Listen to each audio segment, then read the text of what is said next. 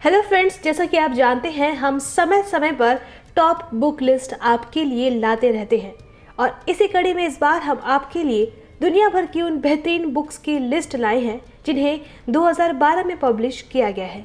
I am Yashida Mehra and you are watching Bookbaaz. If you had not subscribed our channel, please do subscribe and don't forget to press the bell icon so you can get our और updates.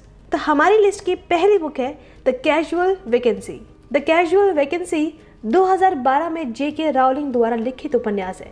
पुस्तक 27 सितंबर 2012 को little brown and company द्वारा दुनिया भर में प्रकाशित की गई थी। इस पुस्तक में 503 पेज हैं। एक पेपरबैक संस्करण 23 जुलाई 2013 को जारी किया गया था। उपन्यास पैकफोर्ड नामक एक उपनगरीय वेस्ट कंट्री शहर में स्थापित है और प्रिया पैरिश पार्षद बैरी फेयर ब्रदर की मृत्यु के साथ शुरू होता है। इसके बाद परिषद की एक सीट खाली हो जाती है और उसके उत्तराधिकारी के चुनाव से पहले संघर्ष शुरू हो जाता है। गुट विकसित होते हैं, विशेष रूप से इस विषय में कि क्या स्थानीय परिषद की संपत्ति द फील्ड से अलग होना है, जिसके साथ बैरी ने गठबंधन का समर्थन किया था। नंबर 2 पर है where we belong. Where we belong Emily Giffin का 2012 का न्यूयॉर्क टाइम्स का बेस्ट सेलिंग उपन्यास है जो सेंट मार्टिन द्वारा प्रकाशित किया गया था। इस पुस्तक में 384 पेज हैं। इसको अंग्रेजी भाषा में लिखा गया है। ये गिफिन का पहला उपन्यास है जिसमें एक किशोर मुख्य पात्र है। मैरियन कैल्डवेल एक 36 वर्षीय टेलीविज़न निर्माता है जो न्यूयॉर्क शहर में अपने सपने को जी रही है। एक संपूर्ण करियर और संतोषजनक रिश्ते के साथ उसने खुद सहित सभी को आश्वस्त किया है कि उसका जीवन वैसा ही है जैसा वह चाहती है। लेकिन एक रात मैरियन दरवाजे पर दस्तक का जवाब देती है, केवल एक 18 वर्षीय लड़की किर्बी रोज को खोजने के लिए, जिसके पास एक अतीत की कुंजी थी जिसे मैरियन ने सोचा था कि उसने हमेशा के लिए बंद कर दिया था। नॉवल आपको बांधा रखता है और मन करता है कि बस पढ़ते ही जाओ। नंबर 3 पर है गोन गर्ल। गोन गर्ल अमेरिकी लेखक गिलियन फ्लिन का 2012 का एक क्राइम थ्रिलर उपन्यास है। यह क्राउन पब्लिशिंग ग्रुप द्वारा जून 2012 में प्रकाशित किया गया था। इस पुस्तक में 432 पेज है और इसे अंग्रेजी भाषा में लिखा गया है। उपन्यास आते ही फेमस हो गया था और न्यूयॉर्क टाइम्स बेस्ट सेलर सूची में शामिल भी हो गया था। उपन्यास में रहस्य की भावना इस बात से आती है कि क्या निक ड्यूनी अपनी पत्नी एमी के लापता होने के लिए जिम्मेदार है। निक और एमी ड्यून यानी नी इलियट के दृष्टिकोण के बीच कथा वैकल्पिक है।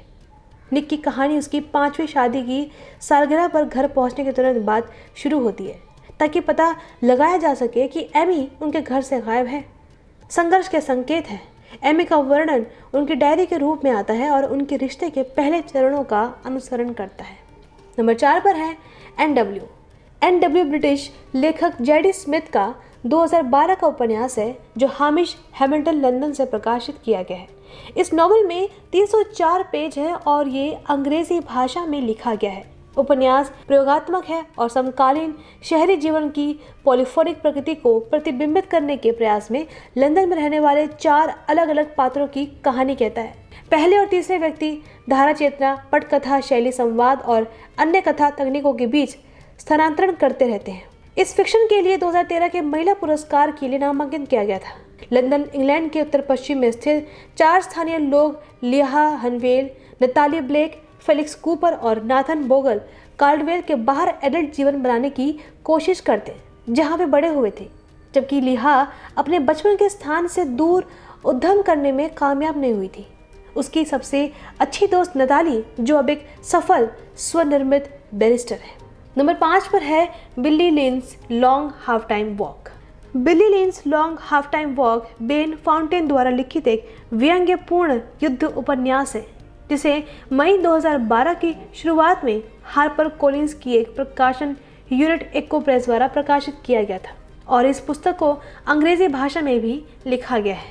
ये बेन फाउंटेन का पहला उपन्यास है। इसे आलोचकों से अत्यधिक सकारात्मक समीक्षा मिली और इसने कई पुरस्कार जीते, जिसमें फिक्शन के लिए national book critics circle award और फ्लेहर्टी डूनन फर्स्ट नोबेल पुरस्कार शामिल है। ये 2012 के नेशनल बुक अवार्ड के लिए भी एक फाइनलिस्ट था।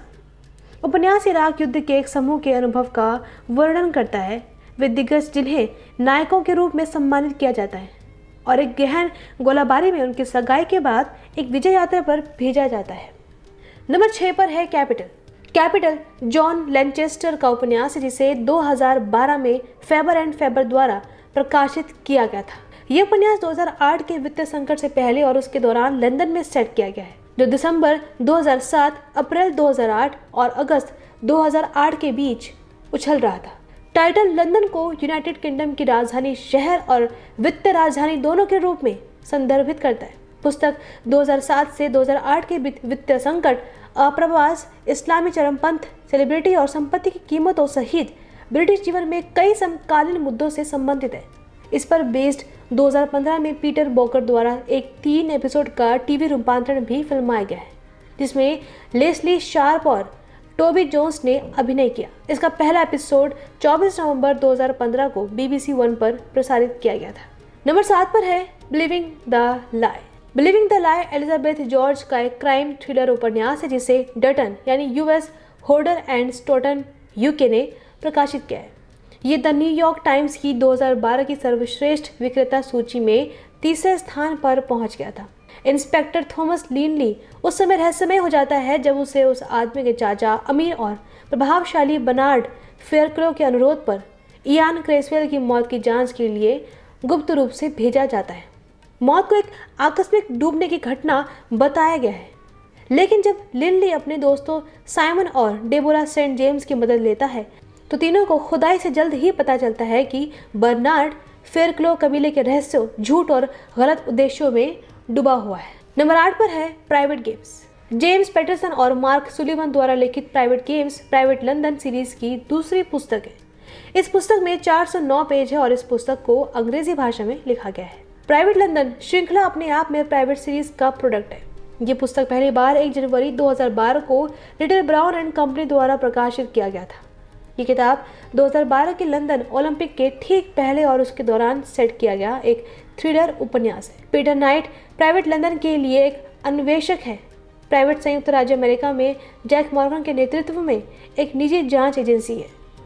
लंदन ओलंपिक के लिए सुरक्षा मुहैया कराने के लिए प्राइवेट लंदन को कमीशन दिया गया है। नंबर 9 पर है 50 shades of grey. 50 shades of grey British लेखक E.L. जेम्स का 2011 का कामुक रोमांस उपन्यास है जो विंटेज बुक्स द्वारा पब्लिश की गई है। इस पुस्तक में 514 पेज है और इसे अंग्रेजी भाषा में लिखा गया है।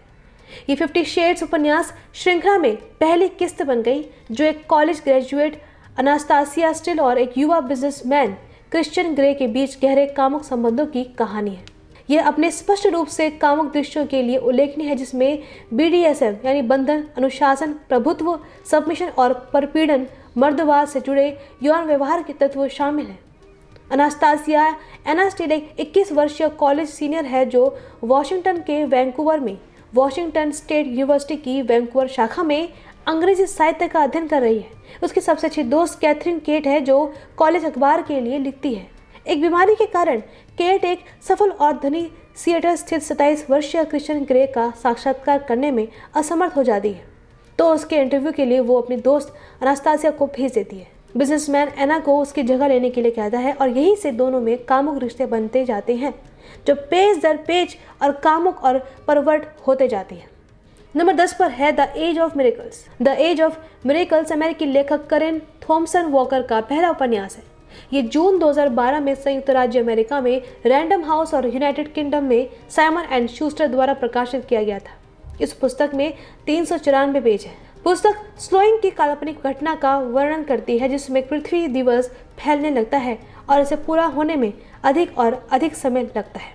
उपन्यास को सकारात्मक समीक्षा मिली और कुल 1.12 मिलियन पाउंड के सौदे प्रकाशित हुए और कई भाषाओं में इसका अनुवाद भी किया गया था। पुस्तक को 2012 में साहित्यिक पुरस्कार भी मिल चुका है। कहानी की शुरुआत कैलिफोर्निया में रहने वाली एक 11 वर्षीय लड़की जूलिया से होती है। उसके जन्मदिन से कुछ महीने पहले दुनिया एक अस्पष्टीकृत घटना से गुजरती है जिसे केवल स्लोइंग कहा जाता है, जिसमें पृथ्वी को अपनी धुरी पर पूरा चक्कर करने में काफी अधिक समय लगता है।